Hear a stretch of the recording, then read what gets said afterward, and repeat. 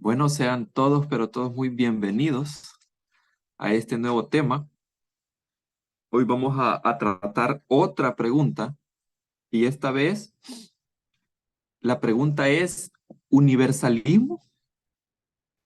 Fíjense que este tema ya lo he querido hacer en varias ocasiones porque el problema es que mucha gente confunde lo que es universalismo con lo que es la restauración. Son dos cosas muy diferentes y ahora vamos a ver los dos términos y vamos a ver si es cierto que se parece, porque realmente hay personas que nos han tildado a nosotros, los universalistas, y por cierto me han estado diciendo a mí que haga un tema con respecto a eso para ver si tiene concordancia con lo que nosotros creemos. Y en realidad no es una doctrina, sino que más bien es lo que hará el Señor al final de esta historia. Así que voy a orar, ahora yo voy a orar antes de empezar y al final pues le voy a pedir a una persona pues que lo haga. Oh bendito Padre eterno, te damos gracias Señor por tu infinita misericordia Señor y también te damos gracias por el amor que nos tiene Señor, independientemente de cómo estemos nosotros Señor. Te damos gracias porque siempre estás atento a nosotros, Señor, en nuestras necesidades. Y también, Señor, te damos gracias por la sabiduría que nos presta, Señor, para poder llegar, Señor, al entendimiento, Señor. Te damos gracias en el nombre de Jesús. Amén y amén. Bueno, Amén. como dije, eh, este tema se basa en lo que es lo que nosotros creemos hasta este momento. Pero vamos a dar lo que es la definición tradicional de lo que es universalismo. Universalismo, si ustedes incluso buscan en internet, lo que les va a tirar es esto. Dice que es una doctrina religiosa que le concede la salvación o redención a todo el género humano y se basa en la creencia de que finalmente todos los seres humanos se van a salvar independientemente de su religión, ya sea budista, islámico, hinduista, taoísta, etc. Y ahí hay un apartado, sin creer en Jesús. Esa es la definición de universalismo tradicional y es lo que se manejaba antiguamente. Pero la pregunta ¿es en esto lo que yo creo? Yo no creo en esto, en este significado, en este concepto que acabo de leer. En parte sí, en parte. Luego viene la definición, o sea, la definición contraria a lo que es universalismo. La definición contraria es esta. Definición de restauración o apocatastasis en griego, ¿verdad? Apocatastasis significa poner una cosa en su puesto primitivo. Eso significa. O restaurar. Es un concepto especialmente utilizado por Orígenes y que, según él, significa que en el fin de los tiempos todos, pecadores y no pecadores, volverán a ser uno con Dios. Fíjense que aquí eh, se cita a Orígenes y dicen que él es el que creía en esto también, solamente que él creía en el universalismo tradicional, que es el que acabo de leer. Él pensaba, él creía de que todas las personas iban a ser salvas independientemente si creían o no creían en Jesús. Pero el concepto de restauración es volver, o sea, restaurar a cómo era antes todo. Ese es el concepto de restauración. O sea que volvemos, como diríamos, al principio o volvemos al Génesis. O sea que todo va a ser restaurado a su estado original. Eso es la restauración de todas las cosas. Y por ende, nosotros, o sea, yo no creo en el universalismo tradicional de que independientemente si usted cree en Buda, con eso ya estuvo, ya acabó, ¿verdad? Lo siento, pero tiene que creer en Jesús. O sea, yo sé que Él va a atraer a todas las personas a sí mismo para que puedan creer. Y es más, también está el Padre ahí, y vamos a hablar de eso dentro de lo que es el círculo que se maneja entre ellos dos, y vamos a ver cómo es que funciona todo esto. Solo que antes voy a leer unos datos relevantes con respecto a este tema. La restauración de todas las cosas estuvo muy extendida entre los primeros cristianos hasta la imposición del infierno como dogma indiscutible. ¿Por qué estoy leyendo esto? Porque los primeros cristianos, o sea, las primeras personas, los discípulos de Cristo y todas las personas que iban saliendo ahí en el camino y iban creyendo, ellos creían en que todas las personas tienen la posibilidad de llegar a ser salvos. O sea, todas, no solo unas cuantas. Allá porque aquel me dijo que no, ese ya está destituido. No, ellos creían que sí tenían la posibilidad, ya sea aquí o después, en el mundo venidero. Esa era la creencia de ellos en el primer siglo hasta que se impuso la doctrina del infierno como dogma. Porque la doctrina del infierno, como lo hemos tratado en el canal, es una doctrina que se ha convertido en un dogma porque ha sido impuesto y además se maneja todavía de esa manera en algunas religiones, en donde dice que aquel pues que nunca quiso creer en el Señor va a ir a parar a ese lugar y va a ser quemado eternamente ahí, ¿verdad? Vamos a ver un poco de eso en este tema porque realmente es un tema muy importante y también delicado porque se juega el carácter de Dios y también se juega también lo que es dentro de lo que es la restauración, cómo es posible que exista un tormento como este y mucho peor eterno. Así que aquí hay una persona que escribió esto, es una historicista, se llama Julie, no logro pronunciar bien la palabra, pero se llama Julie Verguerda. Ella cuenta que de las 6 escuelas teológicas, en los días de Tertuliano, desde los años 170 a los 430 después de Cristo, la única escuela que enseñó la doctrina del tormento eterno o el infierno a sus estudiantes era la escuela latina romana en Cartago, África. 4 de las otras 5 enseñaron que a través de la muerte y resurrección de Cristo, toda la gente sería salvada a través del juicio restaurativo y la reconciliación por medio de su diseñado plan. En esto es que creo yo. En eso que creían esas 4 escuelas de las 6 que existían en ese momento. Eso es lo que creo. Y en el 2011, yo sé que este comentario ya lo han de haber escuchado por ahí, la revista Time se hizo eco de la polémica levantada por el conocido pastor evangélico Rob Bell con su libro Love Wins, El amor gana, así se llama el libro, titulando en su portada, ¿y si no hay infierno? Era una pregunta que se hacía en esa revista. Y en el 2018 también sale esto. En Netflix lanzan la película que se llama Come Sunday. No sé si ya la han visto ustedes.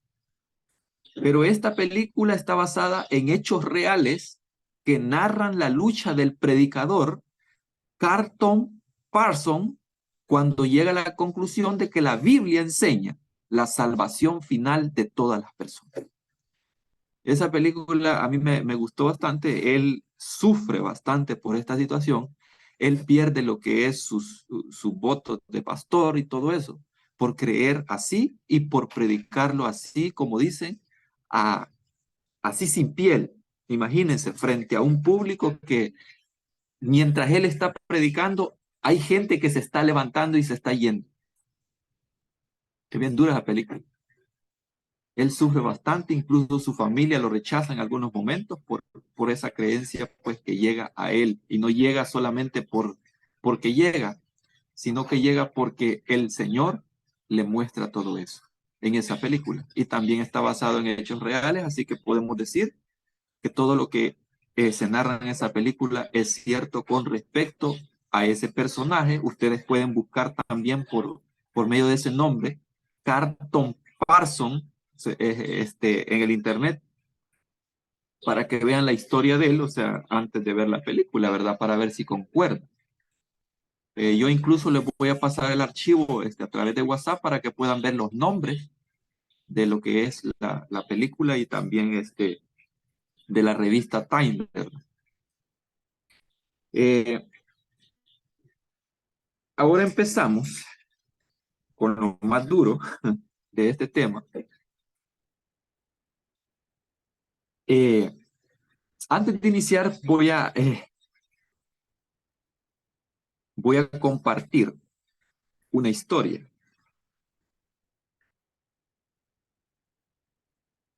Fíjense que existió un niño, y digo existió porque él ya está muerto.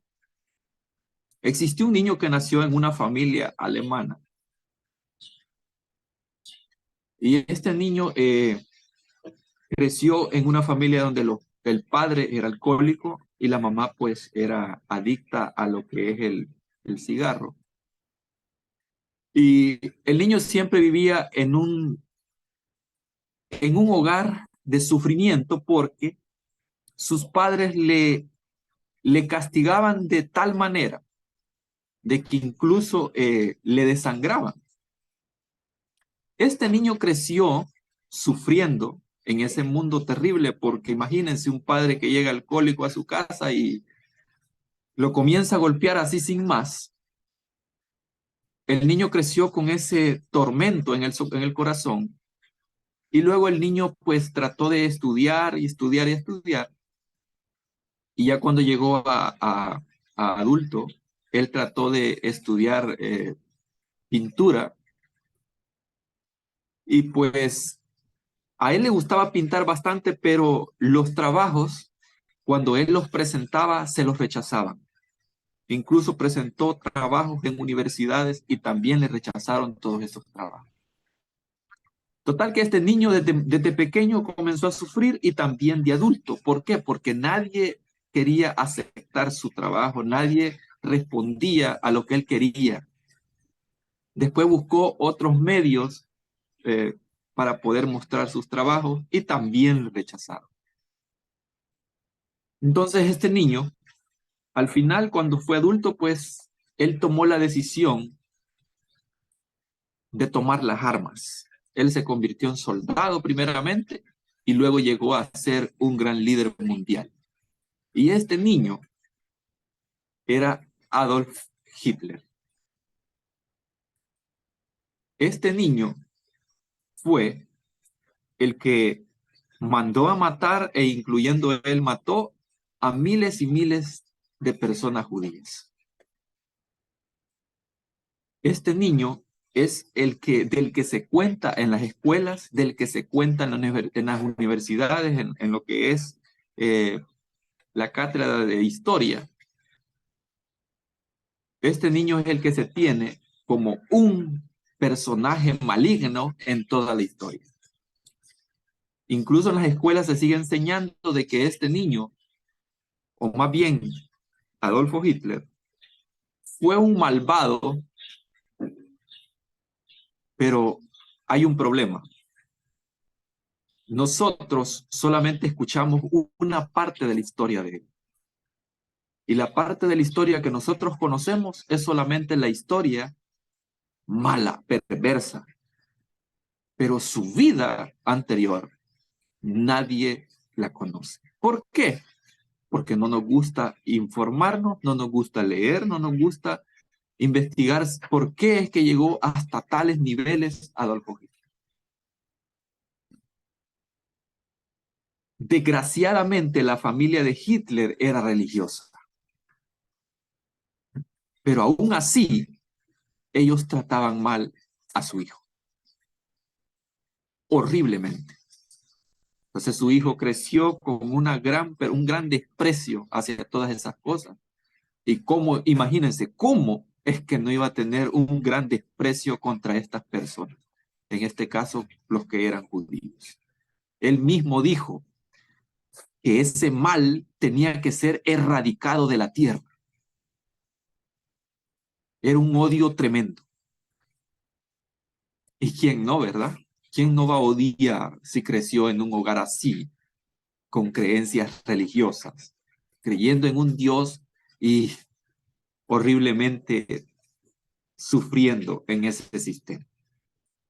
Entonces este niño se volvió un dictador, y voy a volver a repetir esto, que mató a miles y miles y miles de judíos. Y también gente de su ejército, porque él mató gente de su ejército que no quería obedecer también a las reglas o a las normas que él tenía. Así que, ¿por qué cuento esto? Porque muchas personas dicen que Adolfo Hitler, pues, es por gusto. Esa persona se va a estar quemando eternamente en el infierno por haber hecho eso, de haber matado, es más, haber matado gente del pueblo de Dios, en este caso, los judíos. Entonces, la pregunta es, ¿qué tanto sabe aquel que dice que aquel o este que tengo a la par, no, ese va a ir para el infierno porque se comporta así o asá?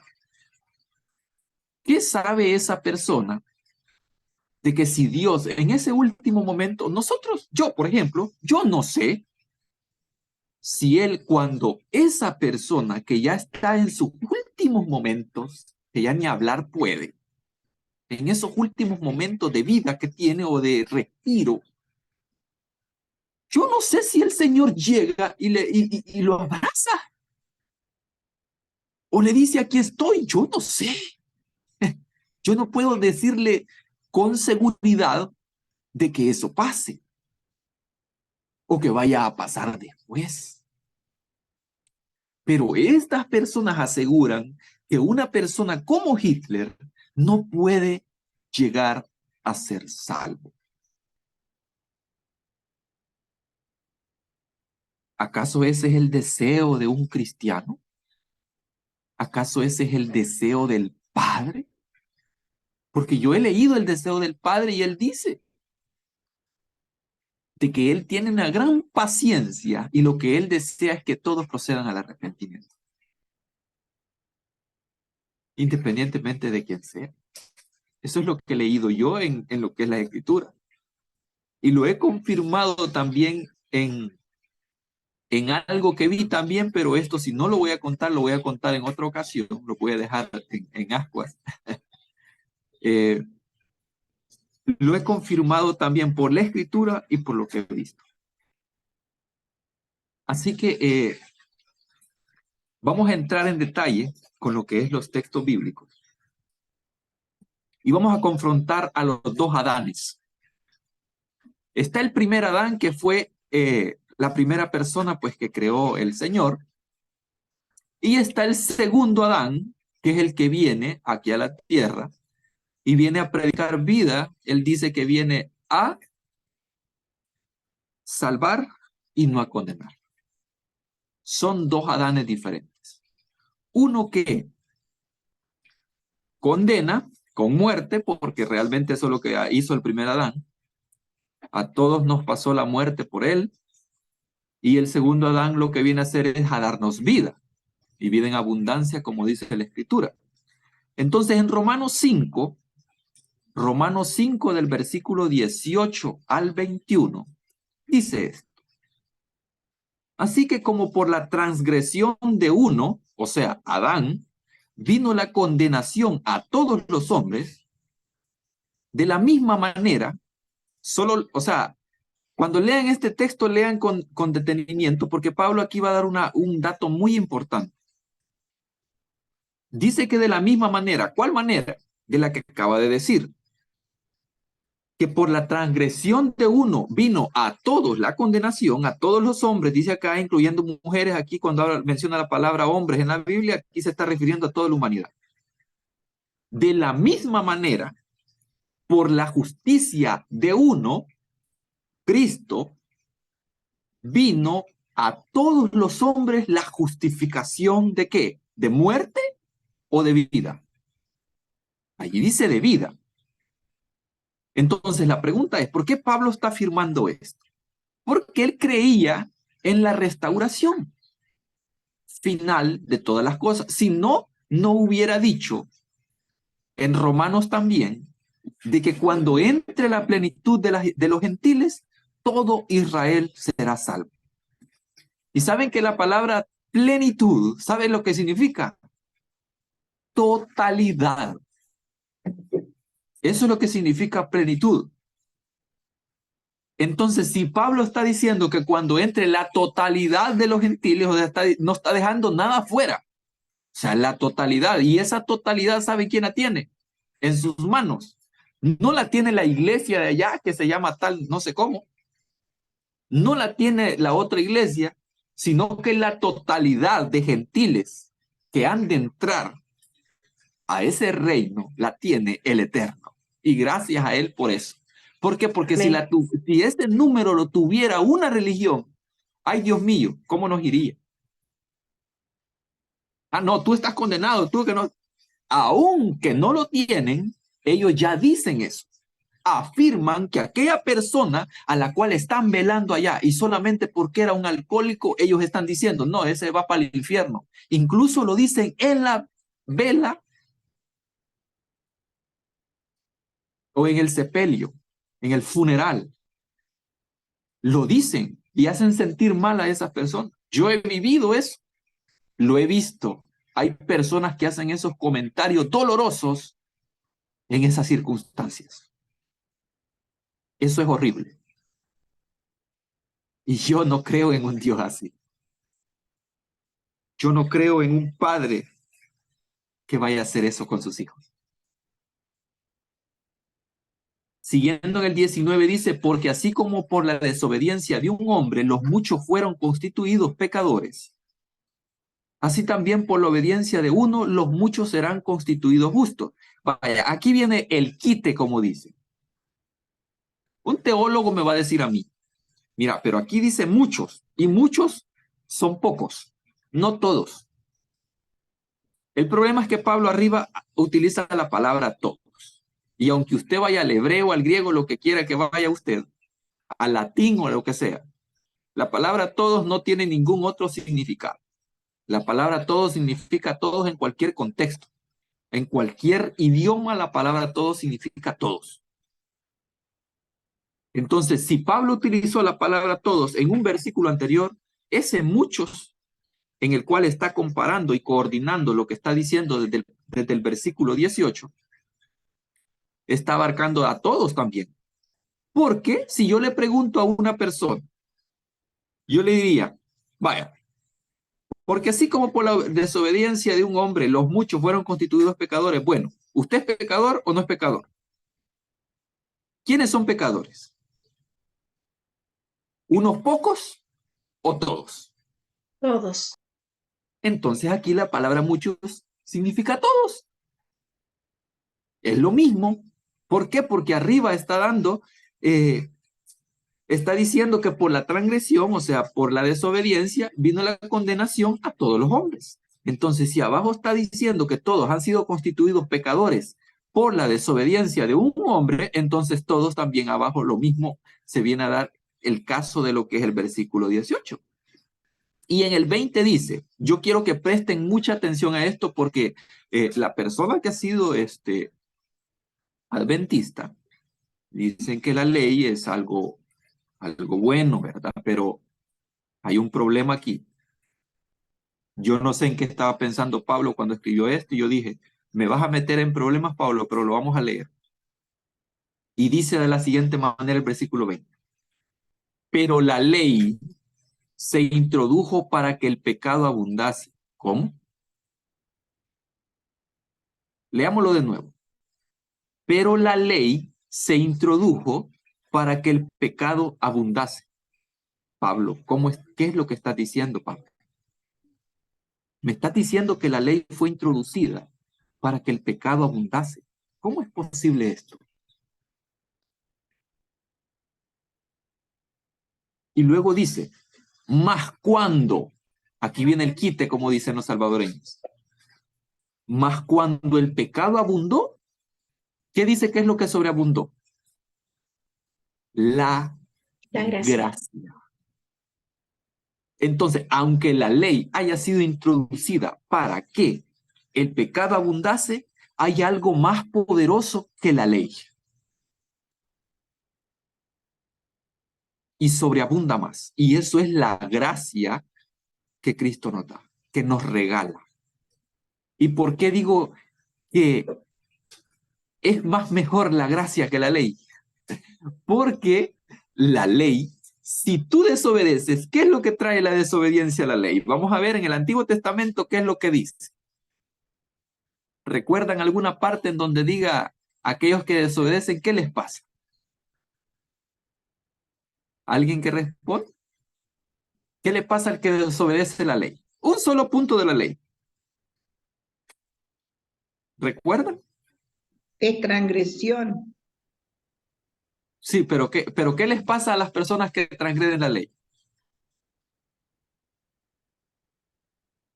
Y es, ¿cómo es? Ay, no me sale.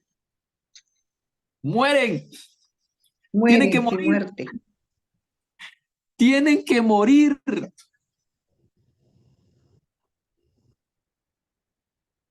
Entonces, ¿Cristo qué es lo que viene a hacer con su gracia? Nos entrega vida. En cambio, la ley nos entrega muerte. Porque es bien raro. Yo no le puedo llamar santa a una ley que por un lado me está bendiciendo y por el otro me está maldiciendo. Porque realmente es lo que dice la Escritura. Yo no puedo estar hablando fuera de ella. O sea, incluso no estoy hablando de, de, de ¿cómo se llama esto? De academia. Yo estoy hablando de la Biblia. Y la Biblia dice que si tú transgredes la ley, en un solo punto te vienen un gran montón de maldiciones a ti. Entonces, ¿qué es más bueno? ¿La gracia o la ley que fue dada para que el La pecado gracia. abundase? Y hay otro texto que incluso yo lo tengo en el perfil de WhatsApp, que dice que Dios sujetó a todos bajo desobediencia para tener misericordia de todos.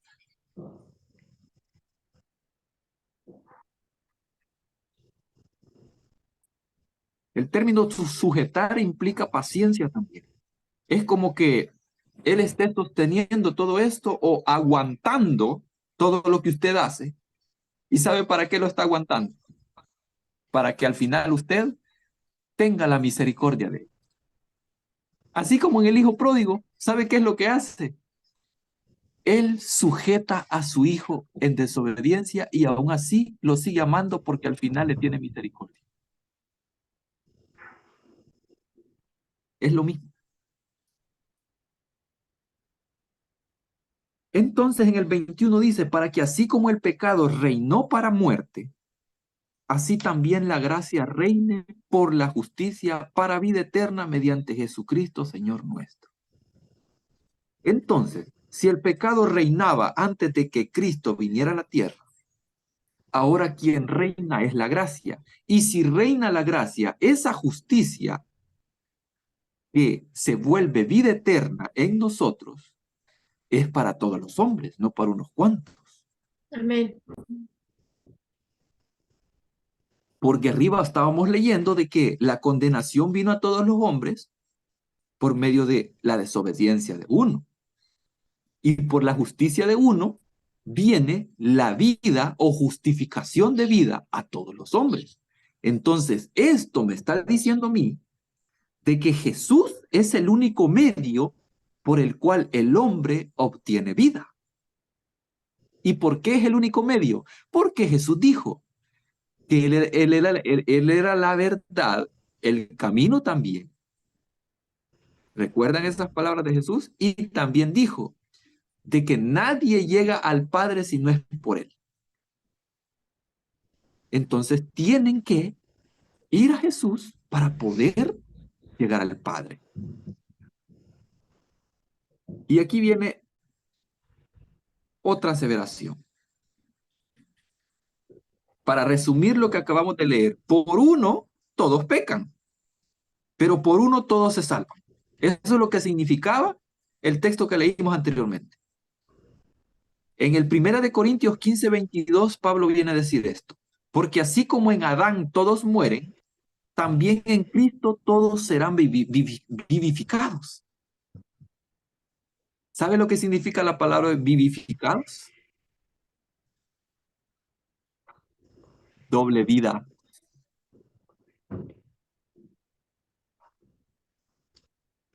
Vida en abundancia. Eso significa vivificados. Es una vida que nadie se la puede arrebatar, ni la muerte, amado hermano. Es una vida que ni siquiera el ser humano puede describir. Esto significa ser vivificado en Cristo. O sea, ni siquiera la muerte puede arrebatarle esa vida a usted, ni a mí. Entonces el propósito con lo que acabamos de leer, el propósito del Eterno es restaurar todas las cosas a su estado original. Lo acabamos de ver. Porque si Él está prometiendo de que por la desobediencia, o sea, Pablo está argumentando, mejor dicho, de que por la desobediencia de un solo hombre, todos pasamos a ser pecadores. Pero por la obediencia de uno, todos pasamos a ser justos. Y eso es hermoso. ¿Saben por qué es hermoso? Porque ahí entra lo que, en aquel texto de Hechos que dice que Dios no hace acepción de personas. Sea usted pecador o no lo sea, para Él usted es justo. Y yo le digo al Señor, wow. Pero con esto nos está diciendo el texto, hey, hermanos, vamos a pecar con libertad, como usted quiera, haga lo que quiera. No, hermano, cuando usted conoce a Jesús, ya ni se acuerda de eso. Y no estoy diciendo que no cometa errores, sino que usted está concentrado en Jesús. Está concentrado en aprender más del Maestro, porque quien le da la vida es el Maestro. Wow. Ya ni siquiera tiempo de pensar en eso nos queda. Fíjense que en Mateo 18, versículos 34 y 35, yo hago una pregunta. ¿Hasta que pagase todo lo que debía? Porque el texto habla de alguien que tiene que pagar.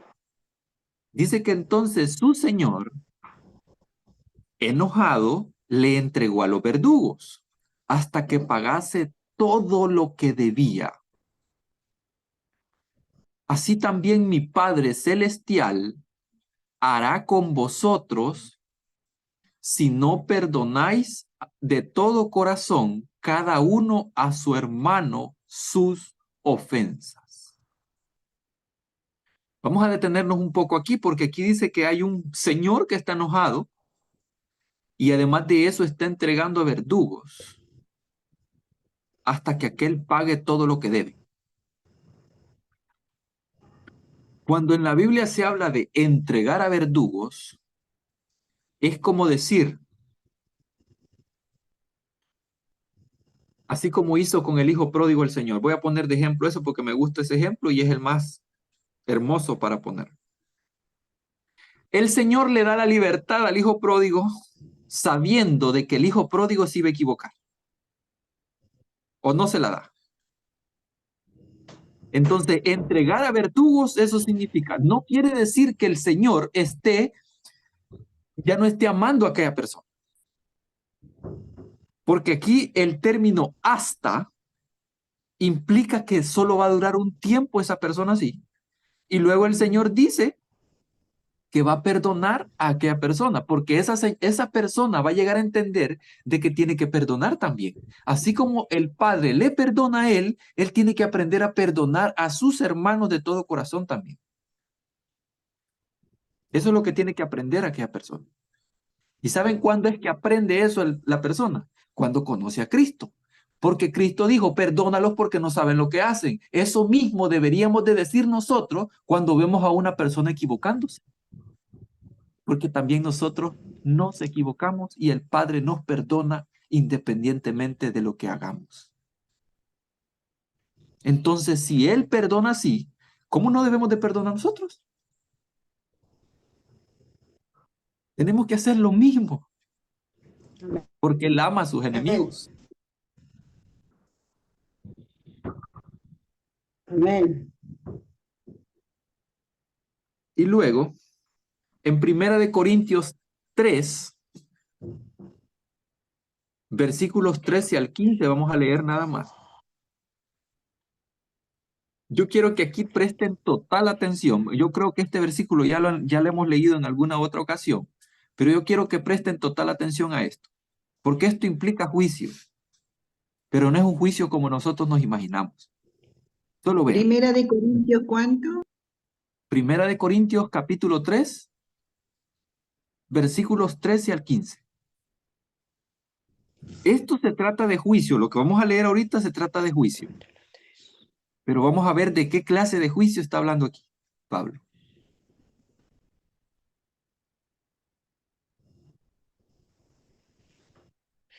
¿Ya lo tienen, hermano?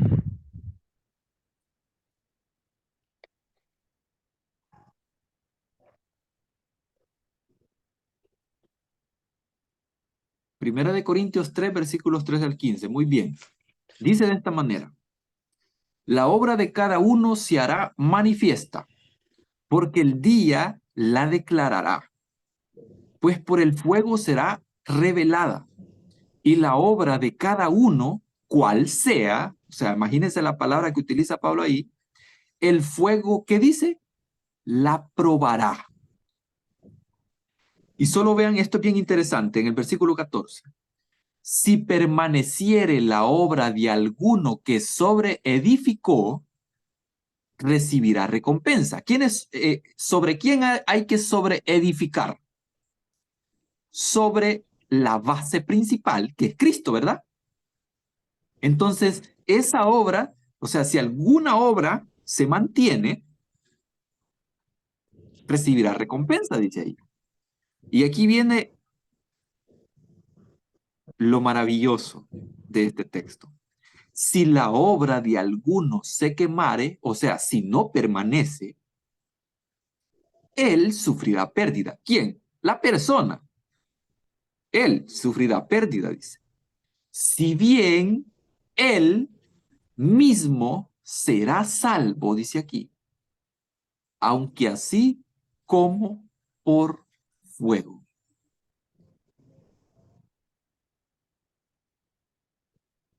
¿Qué pasó ahí, hermanos?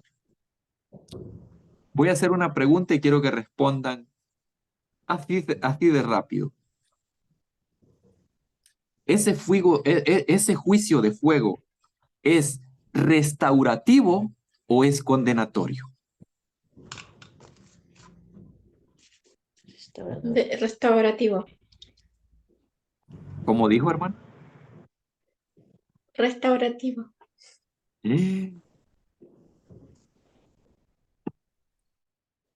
Pero por ahí dicen que el fuego es para destrozar, para eliminar al bárbaro, al impío. Entonces, la pregunta es, ¿Pablo estaba loco o estaba en sus cabales cuando escribió esto? Porque aquí dice, y ese fuego, ¿sabe con qué tiene que ver? Con el amor que va a mostrar a todas las personas Cristo en su momento. Y ese en su momento nosotros no lo sabemos. Yo no puedo saber si el Señor, por ejemplo, a Federico, que es un gran asesino, se le muestre después de la muerte o en el hecho de su muerte. Yo no sé. Solo él y el Señor van a saber en ese momento. ¿Y yo cómo voy a argumentar y decir, no, hombre, ese hermano va para el infierno? Eso es prepotencia, el estar argumentando algo así, porque nosotros no somos Dios para condenar o juzgar a las personas. Sí. Si Cristo dijo que vino a salvar, ¿qué es lo que tenemos que predicar nosotros? Un evangelio de salvación y no de condenación, porque Cristo Amén. dijo que la salvación viene por él y no viene la condenación por él. Amén. ¿A dónde? ¿En qué texto dice de que por medio de Jesús viene la condenación? Yo no he leído ningún texto hasta el momento que diga eso. Por medio de él viene la vida, no la muerte, amados hermanos. Entonces el fuego tiene una función restaurativa según lo que acabamos de leer.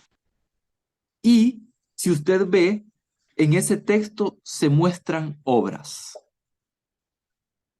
¿Se dio cuenta?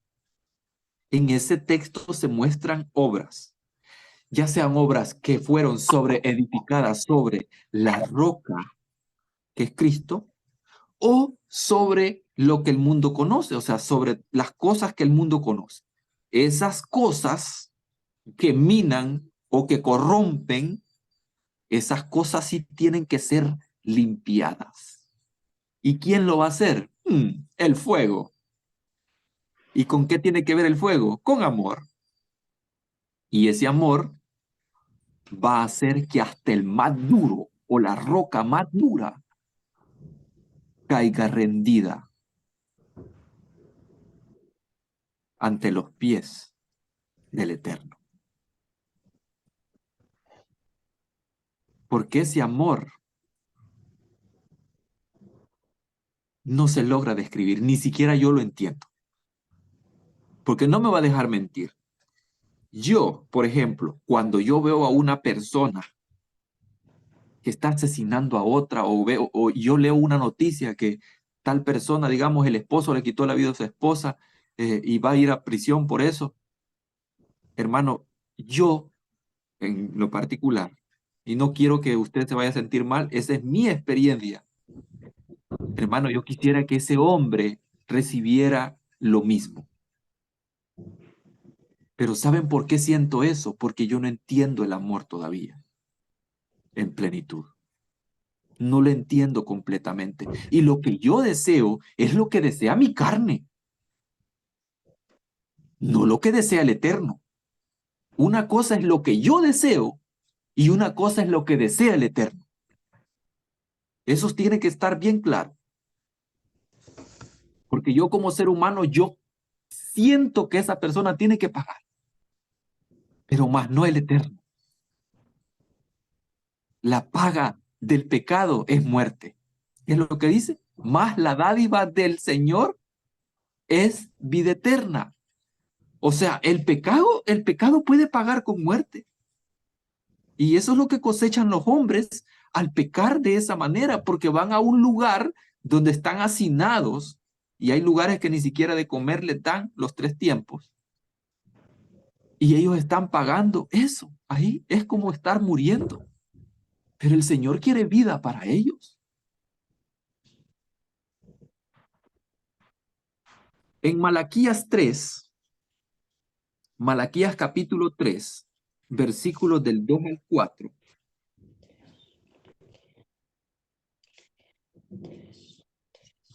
Vamos a leer un texto que tuvo su cumplimiento cuando el Mesías anduvo en la tierra. Malaquías 3, versículos del 2 al 4. Malaquías capítulo 3, versículos del 2 al 4. Recuerden que el tema que estamos tratando es con respecto a si esto es universalismo, lo que nosotros creemos, o es restauración. Creemos en la restauración. Vamos a ver si hay diferencia o no lo hay. Malaquías 3, versículos del 2 al 4 dice así. ¿Y quién podrá soportar el tiempo de su venida? ¿O quién podrá estar en pie cuando Él se manifieste? Porque Él es como ¿qué? ¿Cómo dice? Fuego purificador. ¿Y como jabón de qué? De lavadores. Yo les voy a hacer una pregunta, amados hermanos. Cuando vino a la tierra Jesús y Él predicaba del amor, ese evangelio tan puro, esa doctrina sana, esa sí es doctrina sana, la del Señor, la de Cristo, ¿quiénes no soportaban? ¿Mm? ¿Quiénes no soportaban la venida del Señor cuando Él se manifiesta? ¿Recuerdan algún ejemplo? ¿Quiénes decían, este demonio tiene?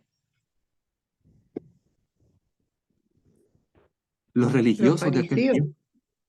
Así es. Los religiosos de aquel tiempo no soportaban ese evangelio, porque Cristo les entregaba esperanza, les entregaba amor, les entregaba salud, les entregaba muchas cosas que ellos no podían entregar con su sistema religioso, amados hermanos, y ellos incluso tenían la ley. Jesús entregaba restauración, hacía caer esas cadenas que tenían atadas esas personas, hacía huir espíritus de las personas que estaban contaminadas con espíritus, los libertaba. Y no solamente eso, los lavaba, los purificaba, porque él mismo les decía, tus pecados te son perdonados. Y si eso no es ser lavado y no es ser purificado por ese fuego que él entregaba, no sé en qué creer, hermano. Esto que estamos leyendo se cumplió cuando él vino aquí a la tierra y se va a seguir cumpliendo. Esto es constante porque el Señor eso es lo que está haciendo con cada persona, ya sea aquí, en su lecho de muerte o después de la muerte, amado hermano. Yo no sé en qué momento va a ser eso en cada persona. Yo no le puedo decir nada porque no sé. Yo solamente estoy mostrándole a usted lo que yo creo que hace Jesús y lo que va a hacer. Después dice en Malaquías 3:3, y se sentará para afinar y limpiar la plata. Solo vean la delicadeza, el trabajo, la preciosidad de misericordia, la gracia que se ve en este texto. Y se sentará, dice, alguien que está sentado, ¿está tranquilo o no está tranquilo? Está haciendo las cosas con tranquilidad, con sencillez, está haciendo las cosas con amor. Porque fíjense que una persona que pule o que limpia y afina la plata, lo hace con una delicadeza y lo hace hasta que la plata queda reluciente. Después dice, porque limpiará a los hijos de Leví, los afinará como a oro y como a plata, y traerán al Eterno ofrenda en justicia. Y yo digo, Señor, los hijos de Leví, ¿no que están condenados los de Israel ya? Uy, uy, uy, ¿cómo es posible? O sea que Pablo sí estaba diciendo la verdad cuando él dice que todo Israel va a ser salvo cuando entre la plenitud de los gentiles.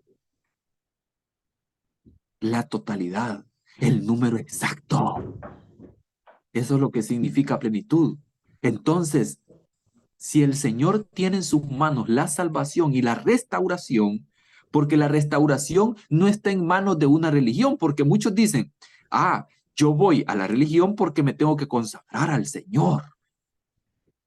¿Quién te ha dicho a ti que lo que tú puedes hacer te consagra? Aquí dice que quien te limpia, quien te afina,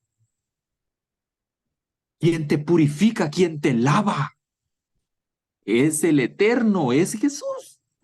Entonces yo, ¿por qué voy a decir? Ah, porque me pongo corbata, ¿verdad? O porque voy a la iglesia. No, amado hermano, no es algo que tú puedas hacer. Es algo que Él puede hacer. Es algo que solamente Él puede hacer. Y esto es lo maravilloso. ¿Y saben por qué? Porque la restauración no se la dejó a una institución el Señor. La restauración está en manos de Él y por eso doy un gran aleluya por eso. Amén, gloria a Dios. Porque si estuviera en manos de la religión, ay, amados hermanos, no sé en qué, No sé en qué manos estuviéramos. Entonces, vamos a ir a otro texto. Ya vamos a ir finalizando, no se me vayan a preocupar. ¿Salvador de quién? Según Primera de Timoteo capítulo 4, versículos 10 y 11. Este evangelio que vamos a leer ahorita, o este evangelio que se debe de enseñar, pues yo nunca lo he escuchado por ahí. Está raro esto que vamos a leer ahorita. Pablo le está dando un consejo a Timoteo en el versículo 10 y 11 del capítulo 4. Primera de Timoteo 4, 10 y 11.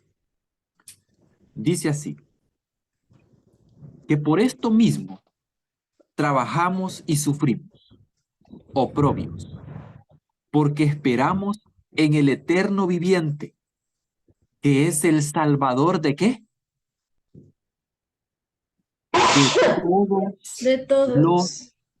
hombres. Y después Pablo le da el consejo a Timoteo y le dice, esto manda y enseña. Óiganme, pero yo he escuchado otro evangelio.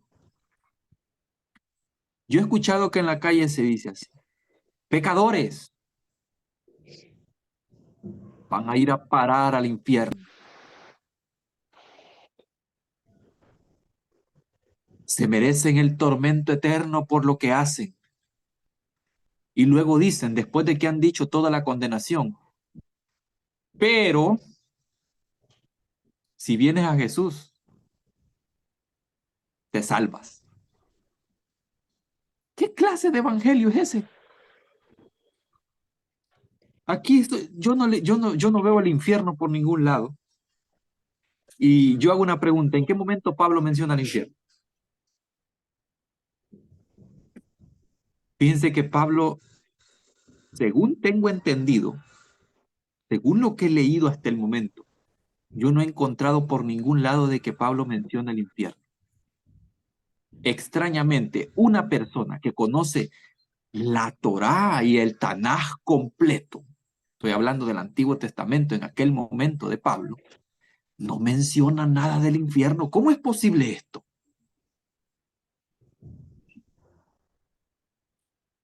Ahí les dejo para que puedan investigar si Pablo dijo o no dijo esa palabra. Pero yo que sepa, no la dijo.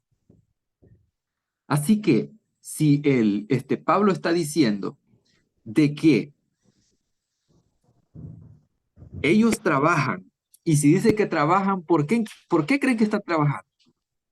Porque ellos quieren la salvación de todos. Y no es porque ellos vayan a predicar allá, sino porque ellos saben de que el Señor ha entregado esa salvación y quiere que todos los hombres lo sepan. Amén. Por eso es que Pablo le está dando ese consejo a Timoteo. Esto manda y enseña de que el Señor es el Salvador de todos los hombres. ¿Y saben qué es lo que dice después? Miren, con este texto se quiebra todo aquello de que dicen, solo por un remanente viene el Señor. Con este único texto se quiebra ese pensar de algunas personas. ¿Por qué digo esto? Porque cuando se menciona la palabra mayormente de los que creen, ¿saben a quiénes se están agregando ahí en ese texto? A aquellos que han sido impíos toda su vida. Gloria a Dios. Por ejemplo, yo le voy a poner un ejemplo para que no me vaya a confundir. Yo sé que está claro, pero para que quede más claro, si yo le digo a usted, a mí me gustan todas las frutas. A mí me gustan todas las frutas, pero mayormente me gustan las peras. ¿Qué fruta me gusta más a mí?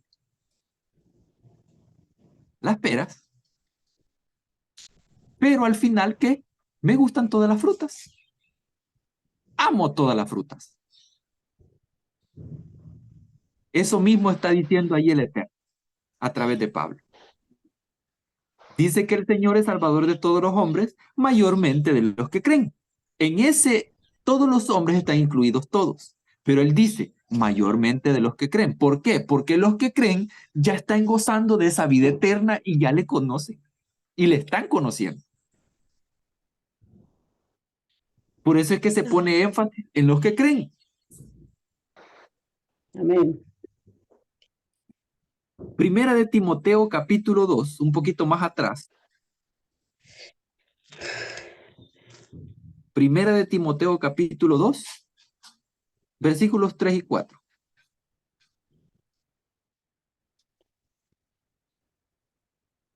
Bueno, vamos a leer hasta el versículo 6. Primera de Timoteo 2, 3 al 6.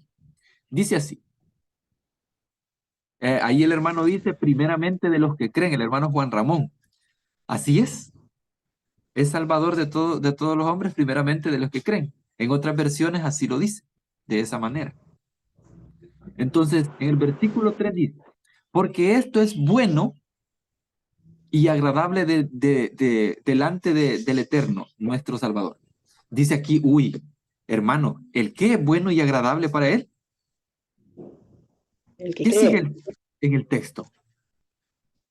El cual quiere que todos los hombres sean salvos y vengan al conocimiento de la verdad. ¿El que es bueno y agradable para el Señor? El que todos los hombres sean salvos y vengan al conocimiento de la verdad. Y esa verdad, como ustedes saben, no es un cúmulo de doctrinas, sino que esa verdad es Jesús. De ahí dice el versículo 5, porque hay un solo Padre y un solo mediador entre Dios y los hombres, Jesucristo hombre. Aquí estoy leyendo así, pero así dice de esta manera. Dice, porque hay un solo Dios y un solo mediador entre Dios y los hombres. ¿Y quién es el mediador? Jesucristo hombre, el cual se dio a sí mismo en rescate ¿por quién? Por un remanente, Por todos. por todos, dice ahí. De lo cual se dio testimonio, ¿a qué dice ahí? A su debido tiempo. ¿Y saben qué es lo más importante ahí? Ese a su debido tiempo. ¿Y por qué digo yo eso? Porque solamente Él, en su potestad, sabe en qué momento se le va a manifestar a cada persona. La religión no tiene nada que ver con esto, ni yo tengo nada que ver con esto. ¿Saben por qué? Porque Él es el que hace llegar al arrepentimiento a las personas. Yo no tengo nada de vela en ese entierro. ¿Y por qué digo entierro? Porque usted tiene que morir para vivir. No me vaya a decir, uy, el hermano lo que está diciendo. Cabe mencionar esa frase, ¿sabe por qué? Porque usted tiene que morir para vivir. Así que quien le convence a usted no soy yo, es el Eterno. Y lo va a hacer a su debido tiempo, no en el tiempo. Amén. Imagínense que yo esté predicando por ahí. En ese momento puede ser que el Señor le hable a una persona y que se le manifieste, pero yo no tengo vela en ese entierro. Él decide en su potestad en qué momento se le va a manifestar a cada persona. Yo no. Espérame. Y esto ya es para ir finalizando. Segunda de Pedro 3:9. Este texto ya es muy conocido por ustedes. Segunda de Pedro 3:9. Y dice que el Señor no retarda su promesa. ¿Cuál es la promesa del Señor? Pues lo que acabamos de estar leyendo, de que Él es Salvador de todos los hombres. Es lo que es la promesa del Señor, lo que no retarda. O sea, esa promesa se mantiene. El Señor no retarda su promesa, según algunos la tienen por tardanza. Por ejemplo, yo ahora ya no me preocupo si ha de venir en este tiempo o en el otro, en la era que no sé qué. No, mi hermano, yo no me preocupo por eso. ¿Sabe por qué? por lo que dice este texto. Yo no soy del grupo que dice, ay, el Señor tanto que ha tardado en venir, ¿verdad? Pero si ya vino, hermano, está en ti. Amén. Está en ti. Está viviendo en ti. Lo que pasa es que tú no lo has reconocido todavía y tu tiempo no ha llegado, amado hermano. Pero cuando Él se te manifieste, vas a gozar, hermano. Por eso es que yo ya no lo estoy esperando. Ay, ¿por qué ha tardado más de 2000 años y no viene? No, amado hermano, no está esperando esto. Si Él ya está ahí con usted, está aquí con nosotros. De que no lo podamos ver es otra cosa, ¿verdad? Pero se puede sentir.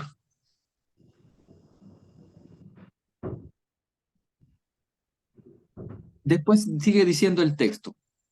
Según algunos la tienen por tardanza, sino que es paciente para con nosotros, no queriendo que ninguno perezca. Este que ninguno perezca es que ninguno muera, sino que todos procedan ¿a qué? Al arrepentimiento. Este texto se relaciona con todo lo que dijo Pablo. Por la transgresión de un hombre vino el pecado a todos los hombres, estuvieron bajo pecado, todos mueren, pero por la justificación, por la obediencia de uno, viene la justificación a todos los hombres. Todo se está uniendo aquí, en este texto. Entonces, vamos a leer este argumento y dice así: define la justicia perfecta de Dios que los muertos en Auschwitz, o sea, aquellas personas que murieron en aquel régimen dictatorio, pasen de las torturas nazis a las del infierno porque no creyeron en Jesús como Mesías. Imagínense, un niño nace o nació en este momento y sufre las consecuencias de ese dictatorio, o sea, de esa dictadura nazi, y él muere así. Lo, incluso lo muere aguantando hambre y en una situación de desnutrición precaria y horrible con un montón de enfermedades. Él termina muriendo así, ese niño. Y luego cuando viene el Eterno, lo resucita y le dice, vas para el infierno, no creíste en mí. Wow. ¿Qué diría el niño? Óyeme, pero esto es injusto. Yo nací para morir allá y tú vienes y me dices que voy a estar en el infierno eternamente. Wow, qué Dios más terrible ese. Pero es lo que creen allá afuera, hermano. Hacen a Dios un monstruo en vez de un salvador. Hacen a Dios de la bestia de Apocalipsis y no un salvador. Porque yo que sepa, el único que bajo pena de muerte hace que las personas crean y si no los mata es la bestia de Apocalipsis. Yo no he leído en ninguna otra parte que Dios haga eso, pero la bestia de Apocalipsis sí. Si no crees en mí, yo te voy a matar. Entonces hacemos a Dios de un monstruo, con ese deseo, con ese modo de pensar. Es horrible. Para mí, o sea, eso es terrible pensar así. O sea, ¿cómo le vas a ofrecer la muerte, o sea, la condenación a un niño así? Dios mío. Entonces, llegarán al infierno tras el sufrimiento de Auschwitz y dirán, ¿esto es lo que yo merezco? O sea, los niños van a decir eso, e incluyendo los adultos, solo porque no creyeron en el Mesías, porque todos los que estaban allí eran judíos.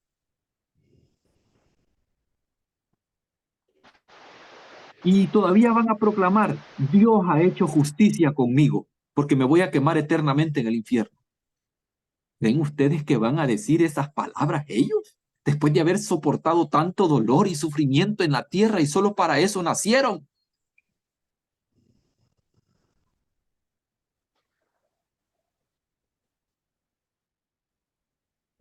Aquí viene otra pregunta para aquellos que creen así. Fuimos salvados sin merecerlo, pero millones serán condenados por un Dios que no hace acepción de personas. Y hago énfasis en esto, por un Dios que no hace acepción de personas. Si el texto dice que no hace acepción de personas, ¿es así el Señor o no es así? Es más, yo ni siquiera le creo a ese texto, yo le creo a Jesús lo que dijo. En Hechos 10:34 y en Romanos 2:11 puede encontrar eso usted, de que Dios no hace acepción de personas, de que el Eterno no hace acepción de personas. Ninguno, Jesús dijo estas palabras, ninguno puede venir a mí si el Padre que me envió no le trajere. ¿Cómo? Pero a mí se me enseñó de que yo tenía que ir a hacer obra misionera para traer a Cristo a las personas. Y aquí está diciendo que es el Padre.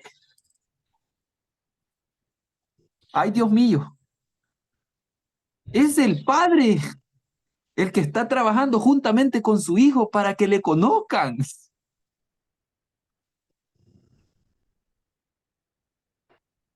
Entonces, el conocer a Cristo siempre ha estado en manos de Él, ¿o no? ¿Verdad? Entonces, en Juan 6:44 puede encontrar ese texto usted. Juan 6:44. Puede parecer una declaración injusta si pensamos que Dios atrae solo a unos pocos, ¿verdad? A unos pocos, a unos contados o a un remanente. Mientras que condena por siempre a otros muchos, o a todos, en su mayoría, porque un remanente es poco. O sea, digamos, un 95% se va a perder y un 5% se va a salvar. Porque si la salvación depende incluso de lo que nosotros hacemos, entonces todos estamos perdidos. Ya la regamos, amados hermanos. Como decimos en El Salvador. Ya la regamos. Pero si todo depende del Padre totalmente, ay, hermanos, tenemos todas las de ganar.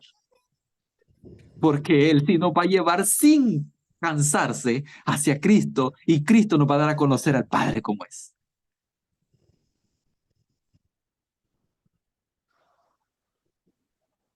Y yo digo, ay, Dios mío, qué bueno es el Padre. Es tan bueno de que incluso Él está trabajando en beneficio de todo ser humano. Ay, Dios mío, qué precioso eso. Alabado sea el Padre por eso. Porque Él, incluso Jesús dijo estas palabras y ahora le van a encajar mucho más a usted. Mi Padre y yo trabajamos hasta el día de ahora. Mi Padre y yo trabajamos hasta el día de ahora. ¿Y saben para qué trabajan ellos? En beneficio de nosotros. Y lo siguen haciendo. Amén. Gloria a Dios. Entonces, si Dios atrae a unos pocos mientras que condena por siempre a otros muchos, pero estas palabras son solo el comienzo de las buenas noticias. Pues unos capítulos más adelante dice esto. Y yo, ¿quién? Jesús, si fuere levantado de la tierra. ¿Cuándo fue levantado de la tierra? Yo le voy a hacer una pregunta, aquí un pequeño examen ahorita. ¿Cuándo fue levantado de la tierra el Señor? ¿En qué momento? En la resurrección Pues, hace más de 2000 años atrás. En la cruz. en la cruz, porque luego está el contexto de que así como fue levantada la serpiente y todo eso. Entonces, claro, la serpiente no tiene nada que ver con Jesús, solamente el mero hecho de levantar. Recuerden eso, yo no creo que la serpiente sea un símbolo de Jesús, nada que ver. Eso es horrible. Si usted quiere poner de símbolo la serpiente para Jesús, yo no sé en qué Cristo está creyendo, pero Jesús no es venenoso. Jesús no entrega muerte y la serpiente sí. Pero el mero hecho de levantar, y yo si fuera levantado de la tierra, cuando él lo levantan en esa cruz, en ese momento se da el cumplimiento de este texto. Pero aquí viene algo muy importante y yo quiero que se lo guarden para ustedes y que lo puedan proclamar y predicar a otras personas. Así como Pablo le dio este consejo a Timoteo. Andy predica que el Señor es Salvador de todos los hombres. A todos atraeré a mí mismo. La pregunta es, ¿esto ya pasó o tiene que pasar? ¿Alguien Ya que pasó, responda? ya pasó. ¿Está segura? Tiene que pasar porque todavía no ha entrado la plenitud de los gentiles. O sea que el hecho de que Jesús haya sido levantado sí ya pasó en esa cruz. Y en esa resurrección también. Pero ese de atraer a todos a sí mismo todavía no ha pasado. Porque eso va a pasar, o sea, es continuo, sí, es continuo y está pasando. Pero va a pasar porque faltan personas que se fueron de aquí, de este mundo, sin creer en Él. O no sé, como dije, si en su lecho de muerte Jesús ya lo hizo. Yo no lo sé. Solamente Él en su potestad sabe en qué tiempo es que se va a suceder eso. Yo no lo sé. Pero lo que sí sé es que sí va a pasar. Y está pasando también. En Juan 12:32 puede encontrar ese texto usted. Juan 12:32. Lo último, para finalizar. Cielos y tierra, Efesios 1, 9, 10. Efesios capítulo 1, versículos 9 y 10. Esto es lo que toco para finalizar ya. Ya no se me vayan a preocupar por el tiempo. Yo sé que ha sido largo esto, pero tiene que quedar muy claro porque realmente hay personas que dicen que nosotros somos universalistas, pero realmente con esto estamos demostrando que no lo somos. Porque una persona universalista tradicionalmente cree que aunque usted sea budista, usted va a ser salvo así budista, no hay problema. Pero tiene que pasar algo, el Padre tiene que llevarlo a Cristo y Cristo tiene que llevarlo al Padre, para que usted pueda gozar, porque ese llevar implica conocer. Y en eso, y en eso está la salvación y la restauración. Entonces, versículos 9 y 10 de Efesios, del capítulo 1, dándonos a conocer el misterio de su voluntad. ¿Cuál misterio?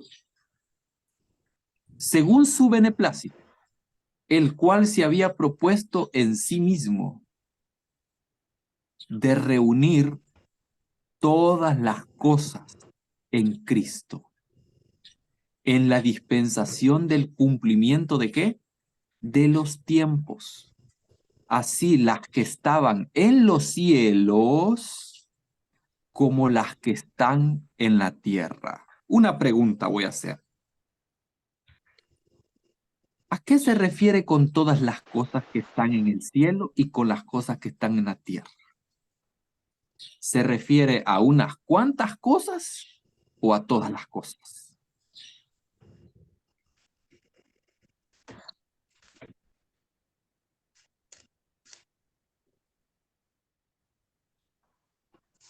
Y en el versículo 10 le dice, reunir todas las cosas en Cristo. Es todas, sin dejar nada fuera. Y en ese todas las cosas estamos incluidos todos los hombres, sin exclusión. Ya sea Hitler, Mao Zedong, Stalin, quien sea que haya sido un gran dictador en la tierra, o el asesino más grande de la historia, va a estar ahí y va a reconocer, no por miedo, sino por amor a ese Padre bueno y que ha sido bueno siempre, pero nunca le reconoció. Y cuando llegue ese momento, todos esos que están vestidos de ropa blanca van a decir, verdaderamente, tú has sido bueno siempre con nosotros y con toda la raza humana.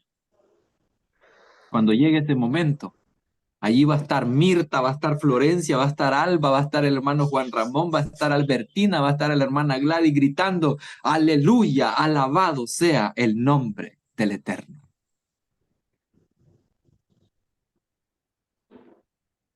Porque la promesa que Él hizo de restaurar todas las cosas va a ser cumplida. Y cuando eso suceda, amados hermanos, bueno, eso sí yo lo estoy esperando, pero la venida yo ya no la espero. Porque yo sé que Él está aquí, con cada persona, independientemente de la condición en la que esté esa persona. Por eso es que yo repito y vuelvo a repetir, el Señor, y aunque me tilden de panteísta, incluso puede estar con una prostituta, el Señor incluso puede estar con un alcohólico y usted no lo sabe,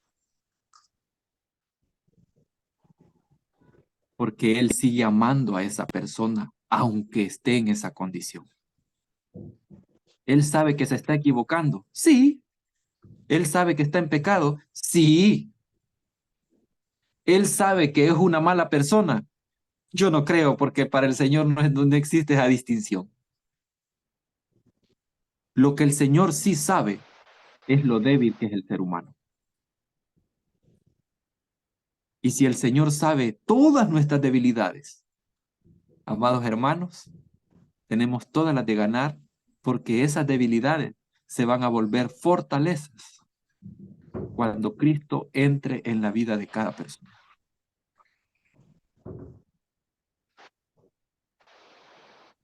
Voy a leer un comentario final. Pero los creyentes en el infierno afirman que este deseo de Dios, o sea, el deseo de salvar a todos, no se cumplirá de ningún modo. Y se atreven a decirlo. Ya he escuchado pastores que dicen que no se puede cumplir ese deseo, de que todos procedan al arrepentimiento por su paciencia. Dicen que ese deseo no se va a llevar a cabo en su totalidad. Bueno, ¿quién es el que desea? ¿El ser humano o el Eterno? ¿Quién es el que está deseando? ¿Quién es el que quiere que se haga ese, o sea, que llegue ese momento, esa voluntad? ¿Quién es el que está deseando todo eso? Es el Eterno, no es el hombre. El Eterno, que quiere ver.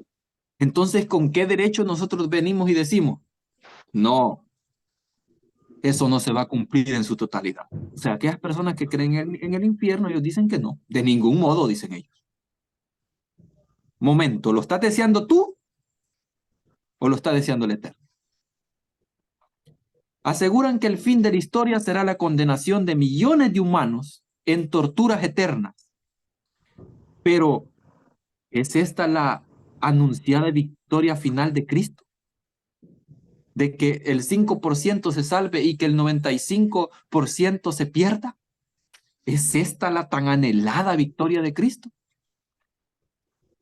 Porque si es así, lo siento mucho, pero Cristo perdió. ¿Saben por qué? Porque perdió a la mayoría y salvó a la minoría. Perdió todo. Perdió toda la batalla. Perdió. ¿Por qué? Incluso yo podría atreverme a decir, moriste en vano, Jesús. Entregaste tu vida por amor al ser humano en vano, porque no lograste salvar a todos los hombres, sino a unos cuantos hombres. Y luego viene esta aseveración. Dios no se glorifica en lo que Él insiste que no desea. Y el infierno no es el plan de Dios, sino aquello que vino a deshacer. Porque eso es lo que dice ahí en el texto en la Biblia. Él vino a deshacer las obras de Satanás. ¿Y cuáles son las obras de Satanás? Llevar a la muerte a todas las personas. ¿Y qué viene a hacer Jesús? Llevar a la vida a todas las personas. Hay una gran diferencia abismal en eso.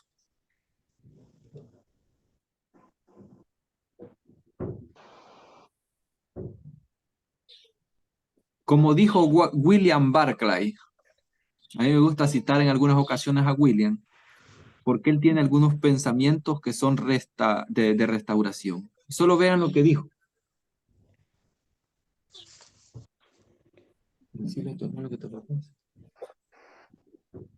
Él dijo esto: el único triunfo final es un universo amado por Dios y enamorado de Dios.